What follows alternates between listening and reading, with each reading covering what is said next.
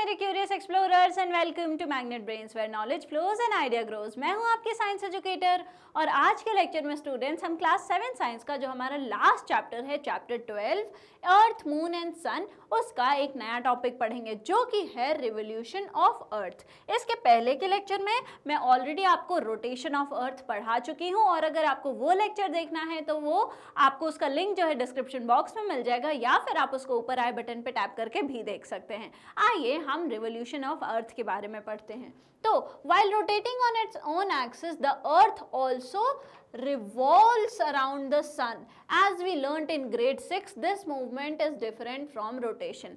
तो जब ये अर्थ जो है वो रोटेट कर रही है, ये अर्थ की एक्सिस थी, ये अर्थ थी, ये क्या हो रही थी, ये एंटी क्लॉकवाइज डायरेक्शन में रोटेट कर रही थी। तो रोटेट करते हुए ये जो हमारी अर्थ है वो क्या करती है, वो ये अगर सन है और ये हमारी अर्थ है तो सन के अराउंड जो है रिवॉल्व भी करती है। ठीक है, ये जब अपनी एक्सिस पे जो है क्या कर रही थी, रोटेट कर रही थी, लेकिन जब ये सन के अराउंड क्या दिखा रही है, ये सन के अराउंड रिवोल्यूशन दिखा रही है, मतलब रिवॉल्व कर रही है, सन के अराउंड जो है एक फिक्स पाथ पे मूव कर रही है। ठीक है, और ये जो मूवमेंट है ये रोटेशन से डिफरेंट है, ये रोटेशन नहीं है, ये रिवोल्यूशन है। रोटेशन में जगह नहीं बदलती है, सिर्फ जो है सर्कुलर मोशन होता है, रिवोल्यूशन में वो आगे भी बढ़ रही है। ठीक है, तो रोटेशन और रिवोल्यूशन दोनों अलग अलग चीज़ें हैं। Revolution is the motion of an object around another object. Revolution क्या है, एक ऑब्जेक्ट का मोशन, एक जो ऑब्जेक्ट हमारी अर्थ है, दूसरा ऑब्जेक्ट हमारा सन है, अर्थ का जो है रिवोल्यूशन हो रहा है, जो मूवमेंट है अर्थ का अराउंड सन, एक ऑब्जेक्ट का दूसरे ऑब्जेक्ट के अराउंड मूवमेंट जब होता है तब हम इसको कहते हैं कि ये जो है रिवोल्यूशन है। ठीक है, आ गया समझ में। The path of an object takes while revolving around the object is called its orbit. अब जो पाथ वो फॉलो कर रहा है, मैंने बोला एक फिक्स पाथ फॉलो करता है। जब हमारी अर्थ जो है वो सन के अराउंड क्या कर रही है, रिवॉल्व कर रही है, तो वो एक फिक्स जो है वो पाथ फॉलो कर रही है। वो फिक्स पाथ को क्या बोलते हैं कि वो अपने ऑर्बिट में जो है रिवॉल्व कर रही है। ऑलराइट, और अर्थ जब रोटेट कर रही थी तो किसके अराउंड रोटेट कर रही थी, अपनी एक्सिस के अराउंड जो है वो रोटेट कर रही थी। तो एक्सिस क्या है, जिसके अराउंड अर्थ रोटेट करती है, और हमारा ऑर्बिट क्या है, ऑर्बिट है अर्थ जो पाथ फॉलो करती है जब वो रिवॉल्व करती है। आगे बात समझ में। आई होप एक्सिस और ऑर्बिट अब आपको क्लियर होगा और रोटेशन और रिवोल्यूशन में क्या डिफरेंस है ये भी आपको समझ आ रहा होगा। ठीक है, बन रही है पिक्चर दिमाग में। If viewed from the top, the orbit of the earth around the sun is nearly circular. तो अब अगर आप जो है ऊपर से देखेंगे तो जो हमारा ऑर्बिट है किस चीज़ का, जो हमारी अर्थ का ऑर्बिट है वो ऑलमोस्ट जो है कैसा है, सर्कुलर है। ठीक, आइए आगे बढ़ते हैं। तो The earth completes one revolution around the sun in 365 days and 6 hours. तो जो हमारी अर्थ है वो एक बार जब रिवॉल्व करती है, यहाँ से अगर सपोज शुरू हुई, यहाँ से आपने देखना चालू किया तो अर्थ जो है सन के अराउंड पूरा रिवॉल्व होके वापस उसी जगह पे कितनी दिनों में आती है, वो लेती है 365 डेज एंड 6 आवर्स का टाइम। ठीक है, तो एक रिवोल्यूशन कितने टाइम में कंप्लीट होता है, एक रिवोल्यूशन 365 डेज एंड 6 आवर्स में कंप्लीट होता है। ठीक है, तो जो हमारा पिछले लेक्चर में लास्ट क्वेश्चन पे मैंने आपको छोड़ा था कि आखिर अलग अलग टाइम ऑफ द ईयर में जो है आपकी नाइट स्काई का जो व्यू है वो क्यों चेंज हो जाता है, जो आपके तारे हैं वो अलग अलग क्यों दिखते हैं हमको, हर महीने ऐसे धीरे धीरे क्यों बदलते रहते हैं। आइए उसके बारे में पढ़ते हैं, उस क्वेश्चन का आंसर जानते हैं। तो changing view of the night sky from the earth, आखिर जो हमारी नाइट स्काई है उसका व्यू क्यों चेंज होता है अर्थ से जब आप उसको देखते हैं।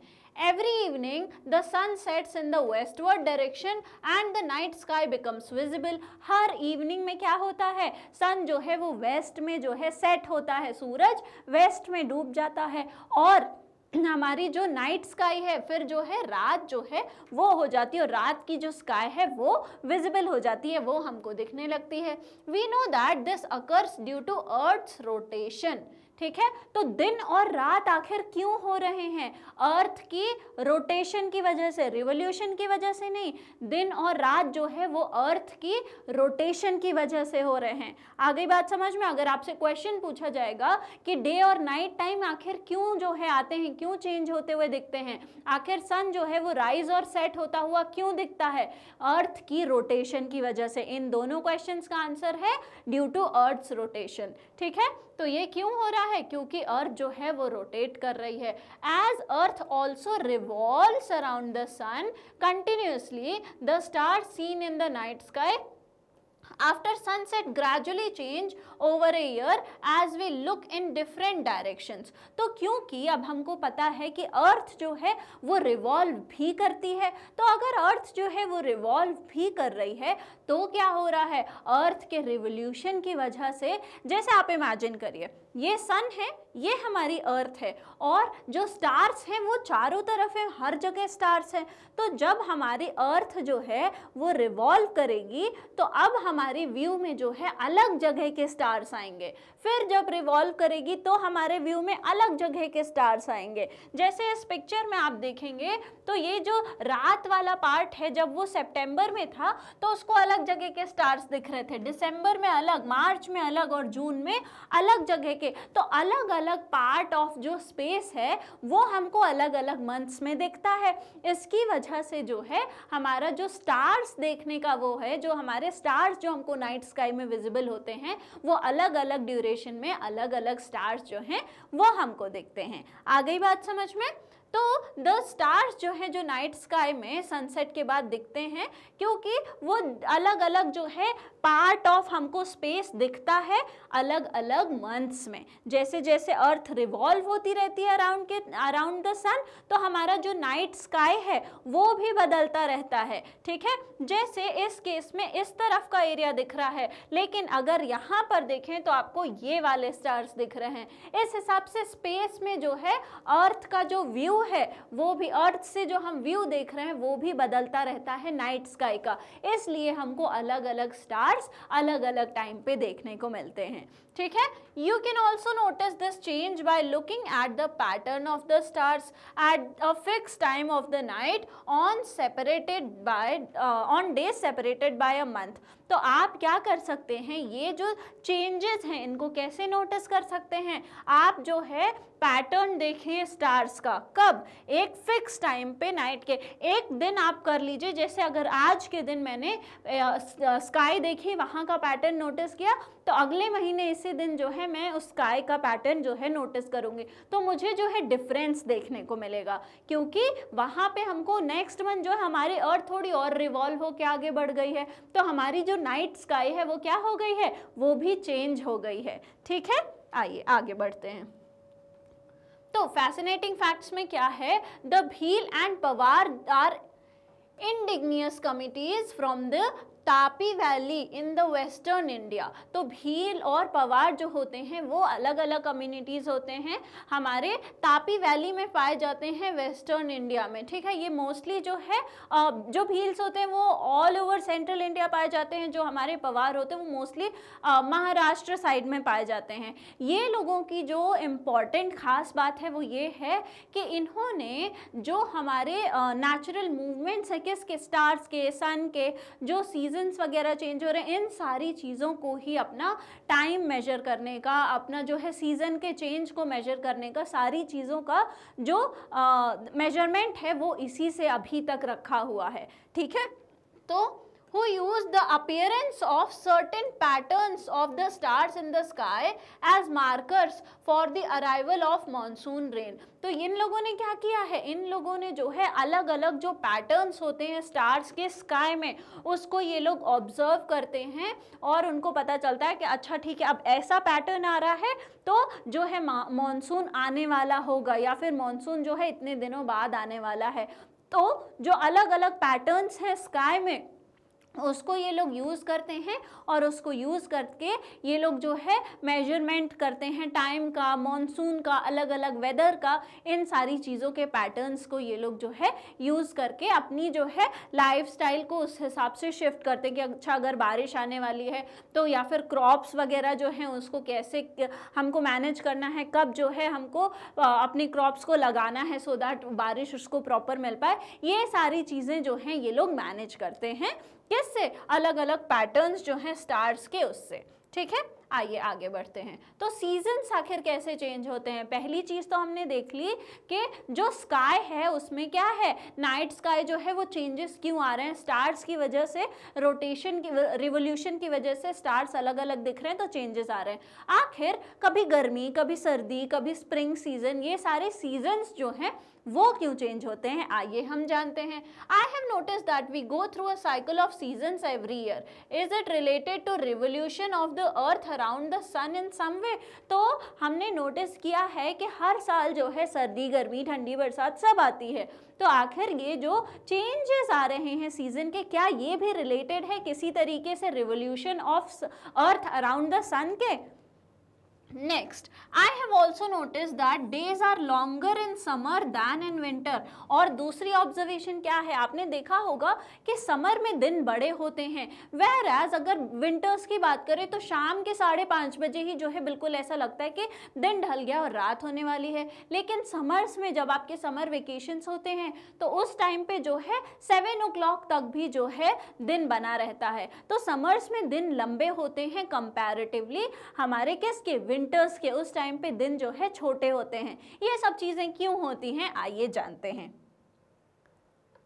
तो the earth's axis of rotation is not upright with respect to the orbit but it is tilted. अब जो अर्थ की एक्सिस है, दो चीजें हैं, अर्थ की एक्सिस और अर्थ की ऑर्बिट, ठीक है। तो ये जो हमारे अर्थ की एक्सिस है ये बिल्कुल ऐसे स्ट्रेट नहीं है, ये थोड़ी सी जो है टिल्टेड है, किधर को, हमारे सन की तरफ थोड़ी सी टिल्टेड है, और ये टिल्टेड ही जो है क्या करती है, रिवोल्यूशन करती है। ठीक है, आप देखेंगे तो ये जो हमारी अर्थ की एक्सिस है ये कैसी है, ये बिल्कुल ऐसी नहीं, ये थोड़ी सी जो है टिल्टेड है। तो ऐसे जो अर्थ की एक्सिस है वो हमारी है, और इसके अराउंड अर्थ जो है वो क्या करती है, वो रोटेट करती है, और ये टिल्टेड ही, ऐसे टिल्टेड ही अर्थ जो है वो मूव करती है हमारे सन के अराउंड, वो रिवॉल्व करती है हमारे सन के अराउंड। ऑलराइट, आ गई बात समझ में। The earth maintains this tilt as it orbits around the sun। और ये जो अर्थ है हमारी वो अपने टिल्ट को मेंटेन रखती है जैसे जैसे वो हमारे सन के अराउंड जो है घूमती है। तो बिल्कुल ऐसे सीधा नहीं है, ये जो हमारी अर्थ है उसकी जो एक्सिस है वो कैसी है, वो टिल्टेड है। तो वो ऑर्बिट जब अपनी कंप्लीट कर रही है, वो जब रिवॉल्व कर रही है तो भी वो टिल्टेड ही रहती है, ऐसा नहीं है कि वो सीधी हो जाती है। ठीक है, The tilt of the earth axis and the spherical shape of the earth gives rise to seasons। ये जो tilt है, ये जो हमारा थोड़ा सा झुका हुआ क्या है, हमारी अर्थ का जो एक्सिस है, साथ ही साथ जो इसका spherical shape है, वो दोनों ही जिम्मेदार होते हैं किस चीज़ के, अलग अलग सीजन्स के अर्थ पर। ठीक है, कैसे होते हैं ये मैं अभी आपको बताती हूँ। आप ये समझिए, पहले इमेजिन करिए कि कोई स्फेरिकल चीज़ है, स्फेरिकल चीज़ है तो उस पर जब रोशनी पड़ती है तो जैसे एक हमारा फ्लैट सरफेस है, इस पर रोशनी इतनी दूर पड़ी तो ये इतनी ही दूर रहेगी। लेकिन अगर यही स्फेरिकल सरफेस है, उस पर रोशनी पड़ रही है तो उसके ऊपर वाले कर्व्ड सरफेस पे भी जाती है। कभी अगर वो ज़्यादा टिल्टेड है तो ज़्यादा एरिया कवर करेगी, कभी अगर कम टिल्टेड है तो कम एरिया कवर करेगी। तो जैसा हमारा प्रोजेक्शन होता है लाइट का, वो कर्व्ड सरफेस पे जो है अलग अलग तरीके से स्प्रेड होता है। ठीक है, तो अलग अलग तरीके से हमारी कर्व्ड सरफेस पे जो लाइट है वो स्प्रेड होती है। यही कंसेप्ट हम यूज़ करके देखेंगे कि जो गर्मी है, सर्दी है, आखिर वो क्यों आ रही है। तो जो दो चीज़ों की वजह से जो चेंज आता है वो क्यों आता है, जो दो चीज़ें इंपॉर्टेंट हैं सीजन के चेंज होने के लिए, वो क्या है, पहला जो अर्थ की एक्सिस का टिल्ट है, पहला क्या है, जो अर्थ की एक्सिस का टिल्ट है वो ज़रूरी है सीजन के लिए, और दूसरा के जो स्फेरिकल शेप है हमारी अर्थ का वो ज़रूरी होता है। आ गई बात समझ में? इन दोनों चीज़ों की वजह से, इन दोनों चीज़ों की प्रेजेंस की वजह से हमको अलग अलग सीजन्स एक्सपीरियंस करने को मिलते हैं। ठीक है, let us find out how. आइए देखते हैं कि आखिर सीजन्स चेंज कैसे हो रहे हैं। In June, the northern hemisphere is tilted towards the sun, while the southern hemisphere is tilted away from the sun. ठीक है, जून में क्या हो रहा है, जो हमारा ये नॉर्दर्न हेमिस्फीयर है, ये अगर नॉर्थ पोल है तो ये पूरा क्या है, नॉर्दर्न हेमिस्फीयर, ये पूरा क्या है, सदर्न हेमिस्फीयर। तो जून के टाइम में, जैसे ये जून है, तो जो हमारा नॉर्दर्न हेमिस्फीयर है उसमें क्या हो रहा है, उसमें ज़्यादा, अब ये टिल्टेड है तो बिल्कुल ऐसा तो बनेगा नहीं, है ना। अब ये हमारा जब टिल्टेड है तो ऐसा इक्वेटर आएगा, क्यों, क्योंकि हमारा जो एक्सिस है वो ऐसा है। तो most of the northern hemisphere जो है जून के टाइम में वो कैसा है, उस पे जो है आपको सन देखने को मिलेगा। तो जून में क्या है, जो नॉर्दर्न हेमिस्फीयर है वो सन की तरफ ज़्यादा टिल्टेड है, वो सन की तरफ ज़्यादा जो है घूमा हुआ है। while the southern hemisphere is tilted away from the sun, और जो southern hemisphere है आप देखेंगे कि जो मेजर पार्ट है southern hemisphere का वो क्या है, वो हमारी सन से दूर है। ठीक है, वो हमारी सन से क्या है, दूर है। तो मेजरली जो सन की तरफ टिल्टेड पार्ट है वो कौन सा पार्ट है जून में, नॉर्दर्न हेमिस्फीयर का। ठीक है, तो जैसा कि आप फिगर में देखेंगे, a given amount of sun rays are spread in a smaller area in the northern hemisphere as compare to the southern hemisphere due to the spherical shape of the earth surface. अब क्योंकि अर्थ की surface, पहली चीज क्या थी, tilt होने की वजह से, दो रीजंस थे, मैंने बताया था कि टिल्ट और स्फेरिकल शेप दोनों ही सीजन में चेंज करते हैं। पहला रीजन हमने देखा कि जो हमारा सन है वो ज़्यादा, जो हमारी अर्थ है वो सन के टुवर्ड्स ज़्यादा टिल्टेड है हमारी नॉर्दर्न हेमिस्फीयर की तरफ से जून के टाइम पे। ठीक है, वेयरएज दूसरा जो उसका स्फेरिकल शेप है उसकी वजह से क्या होता है, ये जो स्फेरिकल शेप है इसकी वजह से क्या होता है कि जो एरिया है, जो हमारा नॉर्दर्न हेमिस्फीयर है उसमें जो सन रेज हैं वो कम जगह में ज़्यादा सन रेज पड़ रही हैं। ठीक है, देखिए यहाँ पे इतनी अगर स्पॉट देखी जाए तो इतनी जगह में ज़्यादा रेज पड़ रही हैं, वेयरएज इतनी ही रेज जो है यहाँ पे ज़्यादा जगह में फैली हुई हैं। तो अगर एक ही जगह बहुत सारी जो है सन रेज पड़ेंगी तो वहाँ पे हीट ज़्यादा होगी, और अगर वो ही हीट को स्प्रेड कर देंगे ज़्यादा जगह में तो कंपैरेटिवली जो हीट है वो कम हो जाएगी। इसलिए जो स्फेरिकल शेप की वजह से जब सन रेज आती हैं तो जून के टाइम में नॉर्दर्न हेमिस्फीयर में क्या होता है कि कम जगह में बहुत ज़्यादा रेज पड़ती हैं, इसकी वजह से गर्मी जो है वो होती है। ठीक है, दोनों रीजन समझ आ गया कि ये जो स्फेरिकल शेप है, अब आप देखेंगे यहाँ पे कि ये जो फिगर में आपको सन रेज आती हुई दिख रही हैं, ये क्या हो रहा है, same amount of sun rays are spread in a smaller area in this hemisphere. तो हमारा जो नॉर्दर्न हेमिस्फीयर है उसमें क्या है, अगर ये हमारा इक्वेटर यहाँ पर बना हुआ है तो हमारा जो नॉर्दर्न हेमिस्फीयर है उसमें क्या है, जो कम जगह में सेम अमाउंट ऑफ जो है वो गिर रही हैं हमारी सनरेज, वही उतनी ही सनरेज आप दूसरी जगह देखेंगे तो ज़्यादा जगह में फैली हुई हैं। तो अगर कम जगह में ज़्यादा सनरेज गिरेंगी तो क्या होगा, तो गर्मी ज़्यादा पड़ेगी। ठीक है, whereas same amount of sun rays are spread in larger area, यहाँ पे उसके स्फेरिकल शेप की वजह से, उसकी जो है स्फेरिकल शेप की वजह से ये डिस्ट्रीब्यूट हो गई हैं। यहाँ पे बिल्कुल सामने से आई सनरेज और एक ही जगह खूब सारी गिर गई। ठीक है, लेकिन यहाँ पर भी उतना ही अमाउंट आया, लेकिन इस स्फेरिकल सरफेस की वजह से वो जो है वो स्प्रेड हो गई, डिस्ट्रीब्यूट हो गई ज़्यादा जगह में। इसलिए यहाँ पे जो इंटेंसिटी है हीट की वो क्या होगी, वो कम होगी। यहाँ पे जो इंटेंसिटी है हीट की वो क्या होगी, वो ज़्यादा होगी। तो स्फेरिकल शेप भी हमने देख लिया कि कैसे अफेक्ट कर रहा है गर्मी और ठंड को, और हमने ये भी देख लिया कि हमारा जो टिल्ट है वो कैसे अफेक्ट कर रहा है अलग अलग सीजन्स को। आ गई बात समझ में? स्फेरिकल शेप भी देख लिया और टिल्ट भी देख लिया। तो अमाउंट ऑफ सन रेज जो है वो स्प्रेड है स्मॉलर एरिया में नॉर्दर्न हेमिस्फीयर में, और सदर्न हेमिस्फीयर में जो है वो ज़्यादा स्प्रेड हैं क्योंकि स्फेरिकल शेप वहाँ पर है, इसलिए जो है एरिया जो है वो ज़्यादा हीटेड होता है। जो हमारा नॉर्दर्न हेमिस्फीयर वाला एरिया है वो ज़्यादा हीटेड होता है। कब? ये बात है जून के टाइम की, ठीक है? आ गई बात समझ में? जून में ज़्यादा गर्मी क्यों पड़ती है? इसी वजह से पड़ती है। तो further the northern hemisphere receives sunlight for more than 12 hours in June. तो जो नॉर्दर्न हेमिस्फीयर है आप जब उसको देखेंगे तो उसमें क्या होती है, अब ये वापस से इक्वेटर बनाते हैं, तो जून के टाइम में मोस्टली जो हमारा नॉर्दर्न हेमिस्फीयर है उसमें 12 घंटे तक के जो है उसको हीट मिलती ही रहती है। एक तो कम एरिया में ज़्यादा हीट मिल रही है, ऊपर से जो ड्यूरेशन है हीट का वो भी ज़्यादा है, ठीक है? तो इसलिए जो है जून में ज़्यादा गर्मी पड़ती है। तो नॉर्दर्न हेमिस्फीयर एक्सपीरियंसेस ज़्यादा intense sunlight which last for longer time causing the summer season. तो जो इंटेंसिटी है वो भी ज़्यादा है, ड्यूरेशन है वो भी ज़्यादा है, इसलिए समर सीजन जो है वो कॉज होता है, इसलिए जून में जो है बहुत गर्मी पड़ती है। आ गई बात समझ में? नेक्स्ट, अगर दिसंबर की बात करें, अब हमने गर्मी का सीजन देख लिया, आइए ठंडी का भी सीजन देख लेते हैं। The situation is opposite in the northern hemisphere. अब जब जो है, क्योंकि जून से लेकर वो रिवोल्यूशन हो रहा है, जून से लेकर रिवॉल्व हो के हम कहाँ तक पहुँचे? दिसंबर में पहुँचे, तो लंबा टाइम चला गया, ठीक है, अप्रॉक्सीमेटली 6 महीने का टाइम बीत गया।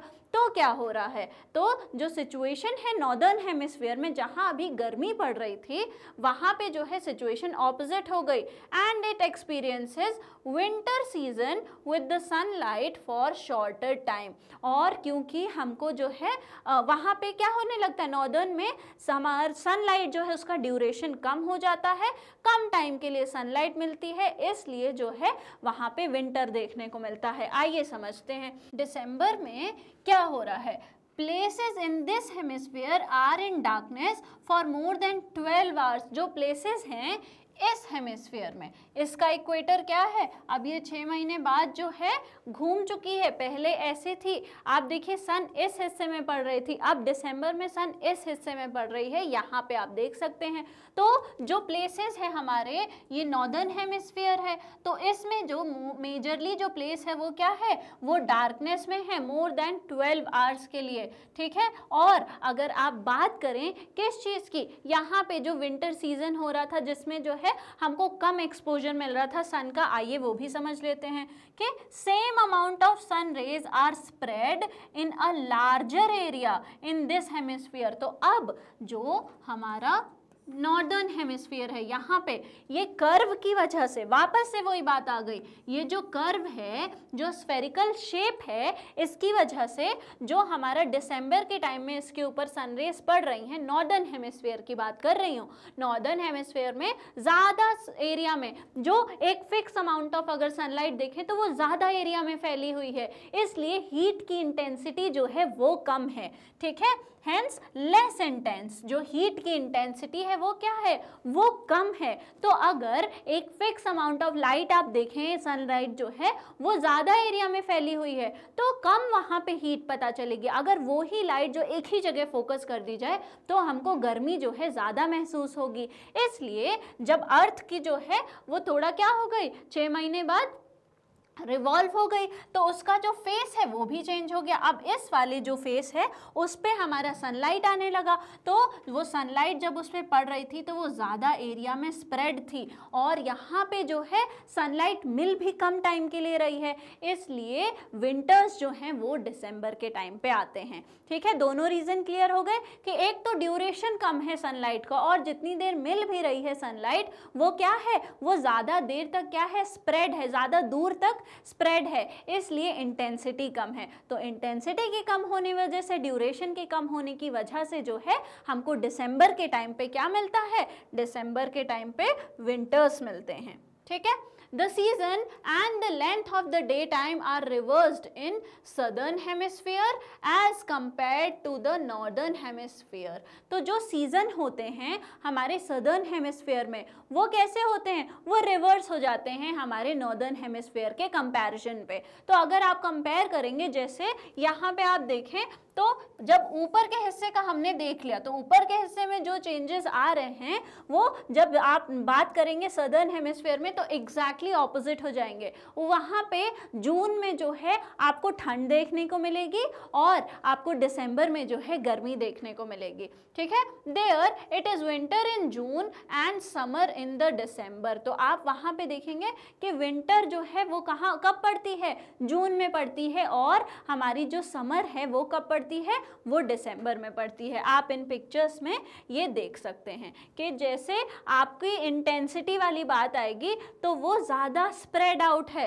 कब, ये बात है जून की, ठीक है। तो यहाँ पे कम एरिया में क्या है, सदर्न हेमिस्फीयर, नीचे का पार्ट सदर्न हेमिस्फीयर, कम एरिया में ज़्यादा सनलाइट है तो इंटेंसिटी कम है। दूसरी आप ड्यूरेशन देखेंगे वो भी बहुत कम है। तो मोस्टली जो है यहाँ पे जो हमारी जो रातें हैं वो लंबी हो रही हैं, कब, जून के टाइम पे। और अगर वही आप दिसंबर के टाइम की बात करें तो यहाँ पे ज़्यादा जो है आपको सनलाइट, एक ही जगह पे आपको स्ट्रेट सनलाइट मिलेगी, तो एक ही जगह पे ज़्यादा सनलाइट मिल रही है, और अगर ज़्यादा सनलाइट मिल रही है एक ही जगह पे तो इंटेंसिटी ज़्यादा होगी और ड्यूरेशन जो है दिन बड़े भी हो रहे हैं, ठीक है। तो दिन बड़े क्यों हो रहे हैं ये भी आपने देख लिया। कब, जब गर्मियों के टाइम पे दिन बड़े क्यों होते हैं ये भी आपने देख लिया, क्योंकि ज़्यादा ड्यूरेशन ऑफ सनलाइट जो है हमको देखने को मिलती है अर्थ के टिल्ट की वजह से। ऑलराइट, आ गई बात समझ में। तो ये था हमारा सदर्न हेमिस्फीयर और नॉर्दर्न हेमिस्फीयर पे कब जो है गर्मी पड़ती है, कब ठंडी पड़ती है,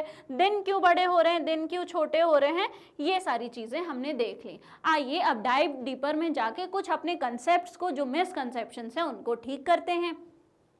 Two incorrect reasons often given to explain why seasons occur on earth, ठीक है। तो दो गलत जो हैं रीजंस कभी कभी दिए जाते हैं कि ये जो सीजन्स हैं वो आखिर क्यों चेंज हो रही हैं अर्थ पे। When the northern hemisphere tilts towards the sun, it is closer to the sun। जब northern hemisphere का वो जो tilt है, ये जो आपको बताया था मैंने कि एक्सिस tilted होती है, वो sun की तरफ जो tilted होती है उसकी वजह से वो sun के पास आती है, इसलिए जो है वहाँ पे गर्मी और ठंडी और मौसम के चेंज होने का वो होता है। तो क्या सन से डिस्टेंस जो थी उसकी वजह से वो हो रहा था? नहीं, जब वो टिल्ट हो रही थी तो एक्सपोजर उसको ज़्यादा मिल रहा था, ये करेक्ट रीज़न है। टिल्ट होने क्योंकि सन ऑलरेडी बहुत दूर है, सन से हम थर्ड प्लैनेट हैं जो हम सन के पास हैं, उसके पहले दो और प्लैनेट्स हैं। जो डिस्टेंस है वो जो टिल्ट होने के बाद जो डिस्टेंस थोड़ी सी पास हो रही है वो नेग्लिजिबल है, इतनी लंबी डिस्टेंस पे सन है हमसे। इसलिए ये जो रीज़न है कि जो नॉर्दर्न हेमिस्फीयर है वो टिल्ट होके सन के थोड़ा सा क्लोज हो जाता है, इसलिए वहाँ पे गर्मी पड़ती है, ये गलत है। ठीक है, नेक्स्ट क्या है? The orbit of the earth is an oval with sun slightly displaced from its centre, so the earth is at different distances from the sun over the year. जो ऑर्बिट है हमारी अर्थ का वो कैसा है? वो बिल्कुल सर्कुलर नहीं है, वो लिटिल ओवल है, ठीक है, थोड़ा सा स्ट्रेच्ड है। अगर आप उसको देखेंगे तो थोड़ा सा स्ट्रेच दिखता है, इसलिए अलग अलग टाइम ऑफ द ईयर पे जो अर्थ है वो हमारी सन से अलग अलग डिस्टेंसेस पे होती है। इसके क्या समझ आ रहा है? ये कहना चाह रहे हैं कि जब जो है अर्थ और सन की डिस्टेंस सबसे कम है तब गर्मी होनी चाहिए, लेकिन ऐसा नहीं होता है। मैंने आपको बताया सीजन्स क्यों चेंज हो रहे हैं, क्योंकि अर्थ की टिल्ट और उसके स्फेरिकल शेप की वजह से। जब सबसे कम डिस्टेंस होती है तब जनवरी पड़ती है, जब हमारे सन और अर्थ में सबसे कम डिस्टेंस होती है उस ओवल ऑर्बिट में तब जनवरी होती है, और जनवरी में तो नॉर्दर्न हेमिस्फीयर में ठंड पड़ती है और इनके हिसाब से तो गर्मी पड़नी चाहिए। तो ये रीजन भी गलत है। तो सीजन्स क्यों चेंज होते हैं? अर्थ की टिल्ट की वजह से और साथ ही साथ स्फेरिकल शेप ऑफ द अर्थ की वजह से। ऑलराइट, और मैंने आपको साथ ही साथ ये भी समझा दिया कि ड्यूरेशन जो है दिन का वो गर्मियों में क्यों बड़ा होता होता है, ज़्यादा टाइम का एक्सपोजर मिलता है, और ठंडियों में क्यों छोटा होता है ये भी बता दिया, ठीक है। However the difference in the distance is in either of the cases is very small. जो डिफरेंस, जो आप डिस्टेंस की बात कर रहे हैं सन से अर्थ की, वो बहुत ही ज़्यादा जो है इतनी ज़्यादा डिस्टेंस है कि ये थोड़े बहुत चेंजेस जो हैं उनसे कोई फ़र्क नहीं पड़ता है, वो नेग्लिजिबल हो जाते हैं। And these are not the reason why seasons occur in the earth, और ये रीज़न नहीं है कि सीज़न जो है क्यों आ रहे हैं, सीज़न अलग अलग क्यों होते हैं अर्थ पे।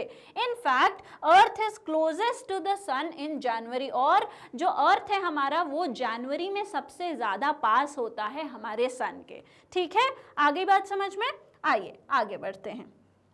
अब डाइव डीपर में देखते हैं। In northern hemisphere the longest day occurs around 21 June, this is known as summer solstice. तो हमारा जो सबसे दिन, जो पूरे साल में सबसे जो लंबा दिन होता है, ऐसा दिन जिस दिन सबसे ज़्यादा ड्यूरेशन का होता है, वो होता है 21 जून का, और हम उसको कहते हैं समर सोलिस्टिस, ठीक है। उसको क्या कहते हैं, summer solstice. After summer solstice the duration of day becomes shorter while that of the night becomes longer, और 21 जून के बाद धीरे धीरे क्या होता है, समर सोलिस्टिस के बाद जो ड्यूरेशन है दिन का वो धीरे धीरे करके छोटा होने लगता है, दिन जो है वो धीरे धीरे उसकी ड्यूरेशन कम होने लगती है, और नाइट जो है उसकी ड्यूरेशन बढ़ने लगती है। वो रिवोल्यूशन इस हिसाब से होता है कि दिन की ड्यूरेशन कम होने लगती है, नाइट की ड्यूरेशन बढ़ने लगती है। The shortest day and the longest night in this hemisphere occurs around 22nd December, known as winter solstice। तो जो लॉन्गेस्ट डे था वो कब था, वो 21 जून को था, और जो लॉन्गेस्ट नाइट है और शॉर्टेस्ट डे है वो कब है, वो अराउंड 22 दिसंबर को होता है, और उसको हम समर सोलिस्टिस बोल रहे थे, इसको हम विंटर सोलिस्टिस बोलते हैं, ठीक है।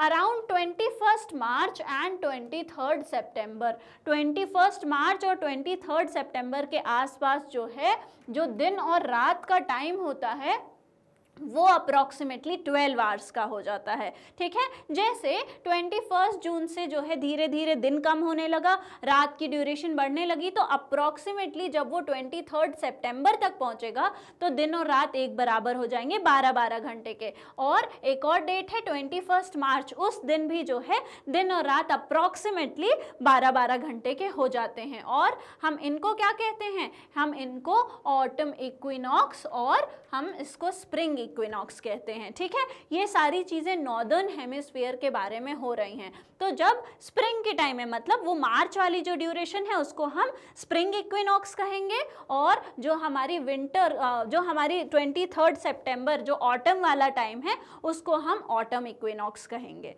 ठीक है। आगे बात समझ में, आइए आगे बढ़ते हैं।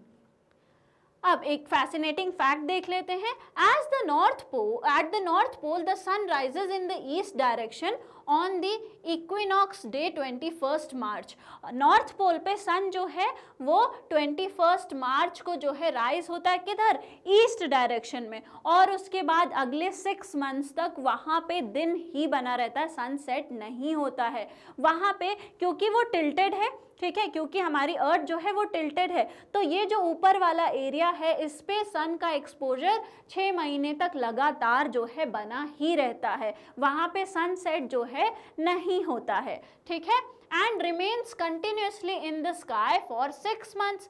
The sun also sets on 22 September, और फिर जो है सन कब सेट होता है, सन सेट होता है 22 सितंबर को, और उसके बाद 6 महीने तक रात ही बनी रहती है। ऑलराइट, तो the south pole experiences the opposite behaviour, और यहाँ पे सन सेट हो गया, अब साउथ पोल में जो है वहाँ सनराइज होगा, तो साउथ पोल में 22 सितंबर को सनराइज होता है, और यहाँ पे जब हमारा 21 मार्च को सनराइज हुआ था तो वहाँ पे सन सेट होता है। तो नॉर्थ पोल और साउथ पोल में जो है चीज़ें बिल्कुल एग्जैक्टली ऑपोजिट चलती रहती हैं। The polar regions thus experience continuous sunshine for 6 months followed by 6-month period of darkness। इसकी वजह से क्या होता है कि वहाँ पे 6 महीने कंटिन्यू धूप रहती है और फिर 6 महीने कंटिन्यू जो है डार्कनेस बनी रहती है, ठीक है। आइए आगे बढ़ते हैं। On the equator there is always 12 hours of sunlight and 12 hours of darkness. और जो एरिया हमारा इक्वेटर पे पड़ता है, ठीक है, अब इंडिया में तो कहीं पर भी इक्वेटर पड़ती नहीं है, लेकिन जो एरिया हमारा इक्वेटर पे पड़ता है वहाँ क्या होता है, वहाँ पे 12 घंटे आपको सनलाइट मिलेगी और 12 घंटे की डार्कनेस मिलेगी। There is a little difference in the intensity of the sun rays falling on the equator in different months। और intensity की अगर बात करें, क्योंकि इक्वेटर जो है उस पर डायरेक्ट सनलाइट पड़ रही है बिल्कुल स्ट्रेट, तो वहाँ पे इंटेंसिटी जो है वो ज़्यादा होती है। जो डिफरेंस होता है इंटेंसिटी का वो अलग अलग टाइम ऑफ द मंथ में, अलग अलग मंथ्स में जो है वो इतना ज़्यादा डिफरेंस नहीं आता है। इंटेंसिटी जो है वो मोस्टली जो है सेम ही रहती है, थोड़ा बहुत जो है डिफरेंस आता है। Thus, for the southern states of India that lie close to the equator, the effect of season is not very prominent। तो इसलिए जो हमारे सदर्न पार्ट है इंडिया के, वो किधर हैं, उनसे जो इक्वेटर है वो पास होता है, इसलिए वहाँ पे ये जो सीजन्स हैं वो बहुत ज़्यादा वेरी नहीं करते हैं। मोस्ट ऑफ द टाइम आप देखेंगे साउथ में, केरला वगैरह में, वहाँ पे जो है गर्मी बनी ही रहती है, बहुत ज़्यादा ठंड वहाँ पे पड़ती नहीं है, ठीक है। और भी इफेक्ट्स होते हैं ये जो सीज़न हैं उनके जो कम चेंज हो रहा है उसकी वजह से, जैसे कि लोकल जियोग्राफिकल फीचर्स और वहाँ पे ओशंस वगैरह का होना, सीज वगैरह का होना, ये सारी चीज़ें भी जो है इन्फ्लुएंस करती हैं वहाँ के सीजन्स को, ठीक है। तो दो हेमिस्फीयर्स जो हैं वहाँ पे आप अलग अलग टाइम पर जब देखेंगे, एक ऊपर पड़ेगा और नीचे पड़ेगा इक्वेटर के, उस पे जब इक्वेटर की बात आएगी तो वहाँ पे बहुत ज़्यादा जो है आपको सीजन में चेंजेस देखने को नहीं मिलते हैं, ठीक है। तो ये हो गया हमारा रिवोल्यूशन ऑफ अर्थ के बारे में, कैसे जो है रात के टाइम पे आपकी नाइट स्काई चेंज होती है, दिन कब होता है, रात कब होती है, दिन बड़े छोटे क्यों होते, ये सारी चीज़ें हमने आज के लेक्चर में देख ली हैं। तो आज के लिए बस इतना ही, और अगर आपको हमारे और भी लेक्चर्स के वीडियोस देखने हैं तो वो बिल्कुल फ्री में अवेलेबल है हमारे मैग्नेट ब्रेन्स के यूट्यूब चैनल, हमारे मोबाइल एप्लीकेशन और हमारी वेबसाइट पे। साथ ही साथ आपको ई नोट्स और ई बुक्स का लिंक डिस्क्रिप्शन बॉक्स में मिल जाएगा, और हमारे जो अदर टॉप कोर्सेज हैं जो कि इंग्लिश और हिंदी दोनों ही मीडियम में अवेलेबल हैं, वो भी हाई क्वालिटी में अवेलेबल हैं। तो इस लेक्चर को ज़्यादा से ज़्यादा शेयर करिए, लाइक करिए, हमारे चैनल को सब्सक्राइब करिए, पढ़ते लिखते रहिए, हंसते मुस्कुराते रहिए। Thank you very much.